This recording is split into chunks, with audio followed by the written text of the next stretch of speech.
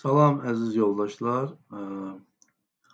Bugün mən ekranın kontekst menüsündə, yəni Windows 10 əməliyyat sistemi ilə işləyən istifadəçilərin rastlaşdığı bir problemlə bağlı bu videonu hazırlayıram. Xüsusən bu magistratura imtahanlarına hazırlaşan tələbələr və dövlət qulluğuna hazırlaşan, həmçinin yəni abituriyentlər üçün də yararlı ola bilər, həmçinin dövlət qulluğuna hazırlaşan müdavimlərə də yararlı ola bilər. Yəni, əksər halda Windows 10 əməliyyat sistemi ilə işləyən istifadəçilər ekranın kontekst menüsünü açarkən, kontekst menü bilirik ki, sağ düymənin ekranın boş hissəsində sağ düymənin vurulması ilə açılan bu menyuya deyilir. Ümumiyyətlə, hər hansı bir obyektin üzərində mausun sağ düyməsini bir dəfə vurmaqla onun kontekst menüsünü açırıq. İndi ekranın kontekst menüsünü açanda burada qədgetlərin adı görsənməlidir. Hal-hazırda məndə də yoxdur, görünmür. Bu o deməkdir ki, onlar ümumiyyətlə bizim kompüterdə yoxdur, yəni quraşdırılmayıb, yüklənməyib. Bunun üçün ilk növbədə onları internetdən endirmək və sonra quraşdırmaq lazımdır. Nə edirik? Bax, yazırıq 8 get task. Belə bir yəni brauzerimizdə bu yazını yazıb, mənim yazdığım kimi yazıb, axtarışa versək, qarşımıza çıxan ilk web səhifə məhz qədgetlərin özlərinə aid olan web səhifədir. Daxil oluruq həmin web səhifəyə və belə bir pəncərə ilə qarşılaşırıq.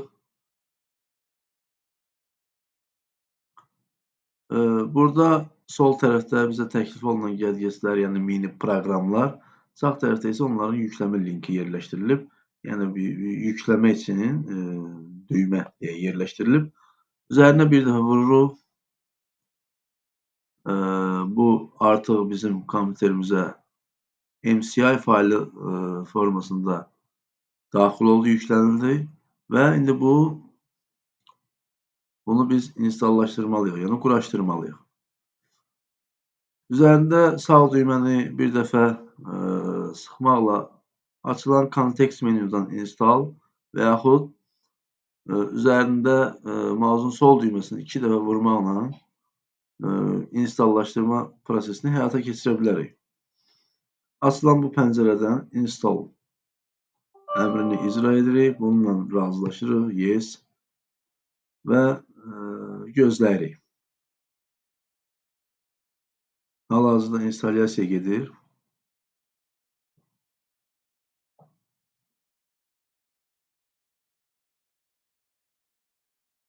Finish. Yəni installaşma başa çatdı və finish düyməsinə vurduqdan sonra artıq sağ tərəfdə qədgetlərin ekrana yerləşdiyini görürük. Bundan sonra ekranda boş bir hissədə yenə sağ düyməni vurmaqla ekranın kontekst menüsünü aça bilərik. Bu zaman artıq bu qədget adının burada yazıldığını görürük. İndi biz bu qədgetlərin ekranda görünüb görünməməyini hardan təyin edə bilərik?